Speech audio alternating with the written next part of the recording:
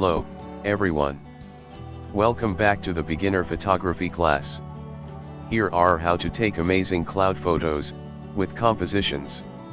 Today we'll look at how to get landscape depth of field photography. I hope this useful information will help you with your photography.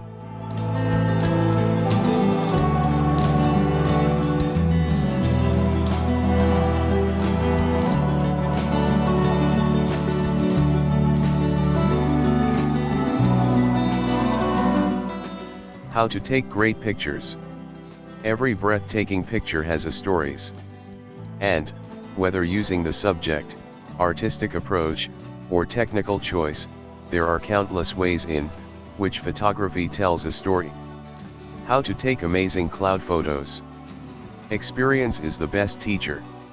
To master the technically high depth of field for landscape, or cloud photography, first you need go outside and take pictures.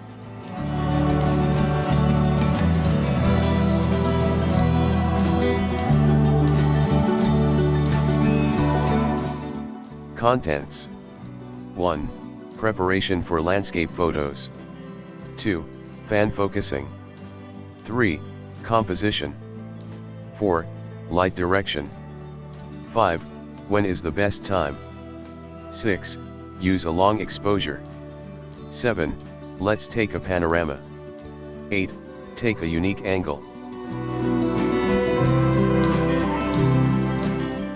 1. Preparation for taking landscape photos. Landscape photography is about taking pictures of nature and places. Therefore, the choice of place is important, and matters such as weather and time are also important items to take wonderful landscape photos. It was difficult to climb the mountain to take a great view. But the sun may not be visible due to the thick clouds, or there may be no clouds at all. So you may be able to take a flat landscape picture. Be ready. Camera, extra charged battery, tripod, shutter release, SD card, ND or CPL filter, raincoat, water bottle, cell phone, snack. Others. It's a good idea to prepare in advance for any situation you encounter. Lens selection. In general, landscape photos are widely captured. For this reason, it is better to prepare a wide-angle lens, but if you want to emphasize a narrow area, prepare a telephoto lens.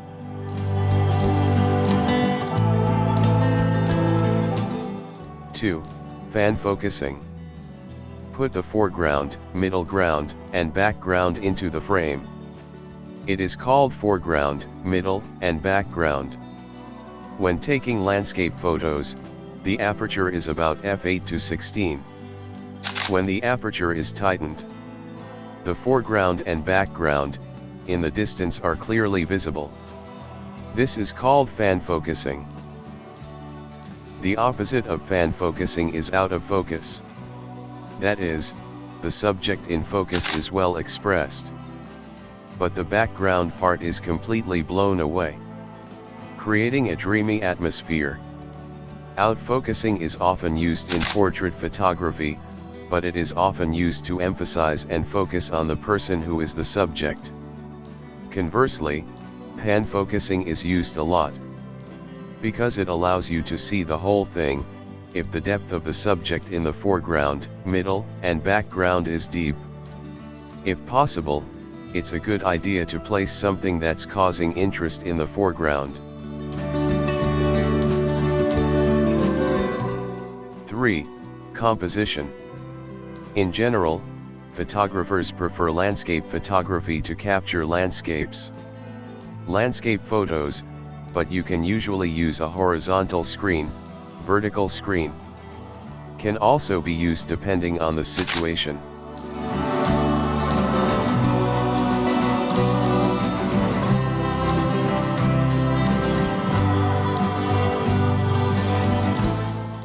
Landscape screens are great for capturing open landscapes, and verticals are great for capturing high mountains, cliffs, and trees.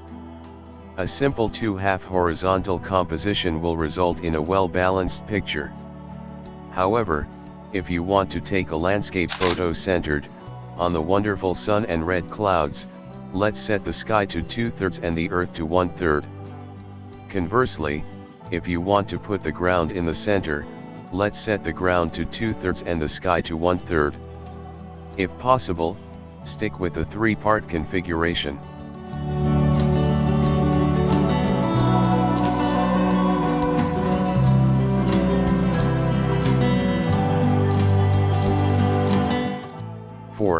Light direction.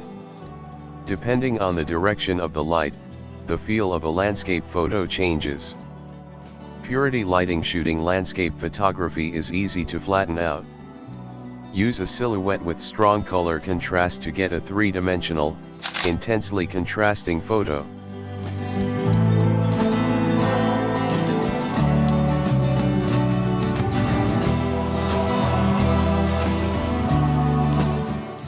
Backlighting clouds. The backlight can capture a subject as a silhouette in a place with many curves, such as a mountain, or it can take a beautiful picture that sparkles in a place such as a snowfield, a river, or the sea. If you use the backlight in a place where fog or clouds are rising, you can get a mysterious and beautiful picture.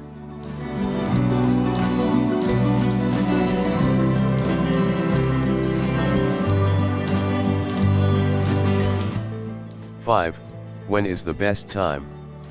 The 30 minutes before and after sunrise and sunset is called magic hour or golden time. At this time, not only the color of the light, but also the possibility of a beautiful sunset just before sunrise and right after sunset.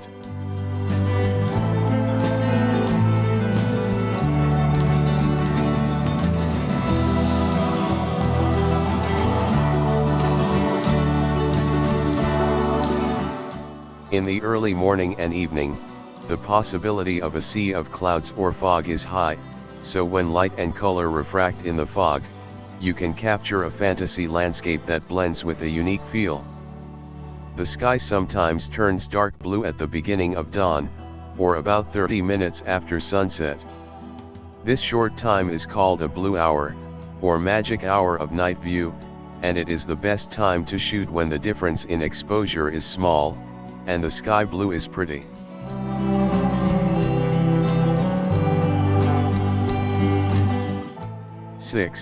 Use a long exposure. It is the long exposure that can be used to change a landscape photo that can be somewhat static into a dynamic photo.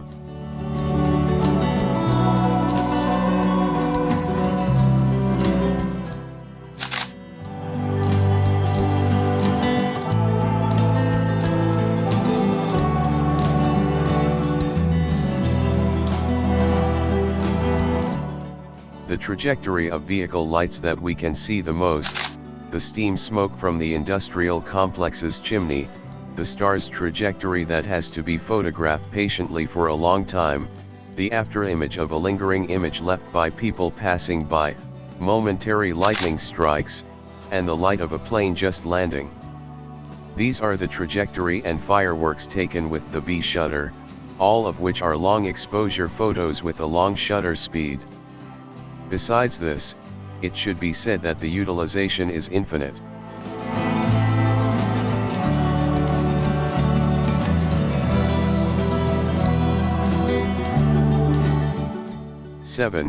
Let's take a panorama. Panoramic photos are widely used in landscape photos that are good to look at when expressed widely. You can shoot horizontally or vertically, and usually take 2 to 7 photos and connect them in Photoshop or Lightroom. Some cameras may already be equipped with features.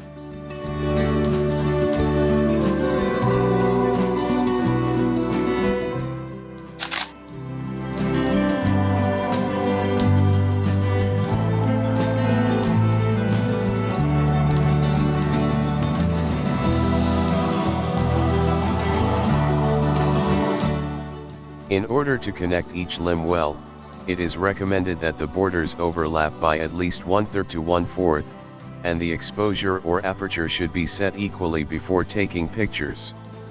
You can connect panoramas not only in Photoshop but also in Lightroom CC or Camera Raw, ACR, version 9.1.1.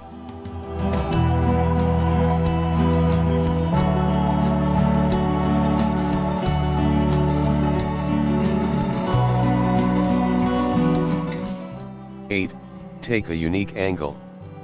The angle can be divided into a horizontal or I-angle shot, high-angle shot, low-angle shot. In addition, there are bird-eye view and canted angle shot.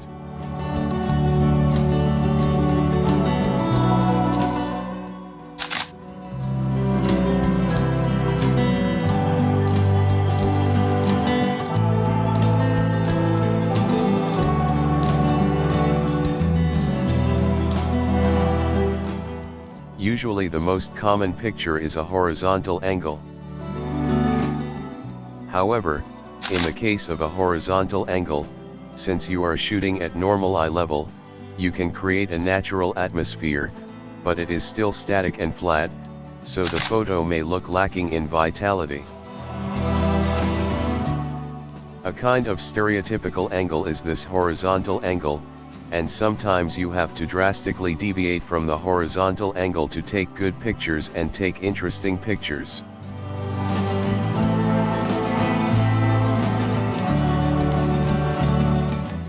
Sometimes it's important to look at eye level, and sometimes it's important to climb a little higher and take pictures. That way, you can take pictures with a completely different feeling than what you've seen so far. In particular, if you take low-angle shooting using a wide-angle lens, you can get a picture that is completely different from the existing image due to its peculiar distortion.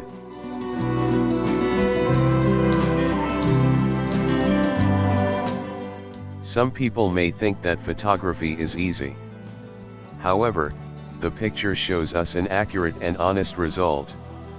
If you want to take your photography skills up to the next level, I encourage you to attend community college photography group classes, or college classes. To learn systematically based on the pictures, and the camera will be more capable.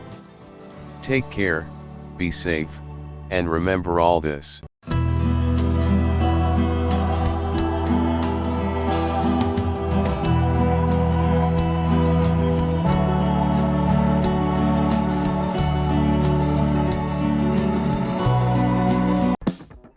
Today, for beginner photographers, here's how to take amazing cloud photos.